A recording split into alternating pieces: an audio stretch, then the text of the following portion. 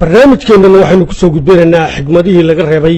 aqoonyahankii carbeed ee Axmed Sooil oo dhawaan xijaabtay xigmadaha laga reebay aqoonyahankana waxaynu ku bilaabaynaa reer galbeedku inagama garasho badna laakiin iyagu waxa ay gacan qabtaan kooda fashilma ilaa uu ka guulaysto inaguna waxaynu la dagaalanaa ka guul gaadha ilaa uu ka fashilmo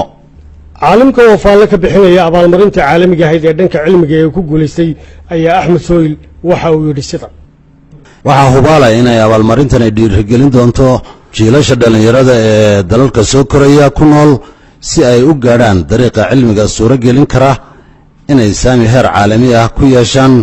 ama ka qaataan dunida cilmiga iyo tan tiknoolajiyadda aqoonyahanka ayaa iftiimiyey farqiga u dhaxeeya jacaylka caqliga iyo jacaylka qalbiga waxaana uu yidhi jacaylka dhanka caqligu waxa uu ka xoog badan yahay oo ka qoto dheer yahay kana raandhiis badan yahay jacaylka qalbiga faa'iidada ay waddan u leeyihiin cilmiga iyo tiknoolajiyada isagoo ka hadlaya ayaa waxa hadalladiisa ka mid ahaa in waddanku ka hormaro dhinaca tiknoolajiyadda iyo aqoontu waxa ay sii ballaadhinaysaa dareenka isla weynida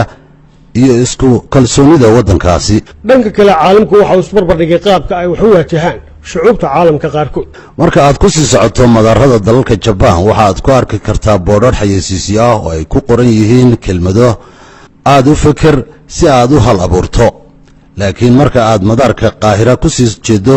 waxaad arkaysaa boodhar xayeysiisyo ah ay ku qoran yihiin kelmado ah shabeel kow weynow oo qabso xiriirka ka dhaxeeya bulshada iyo cilmiga ayuu mar kale tilmaan cad inaga siinaya Axmed Sooil waxaa jira 3 shay oo istaageera waana cilmiga tiknoolajiyadda bulshada aqoonta cilmiga waxa lagu abuuraa tiknoolajiyadda taasoo lafteedu caawinaysa in cilmigu oo sii hormaro labada shayna meel ma wada yimaadaan ilaa bulshada ay si weyn u fahanto qiimaha uu cilmigu leeyahay xilliyadii u dambeeyay noloshiisa ayaa caalimkii reer Masar Axmed Sooil waxa uu ka niyad xumaaday marxaladda ay carabtu ku jirto waxaana uu yidhi taariikhdu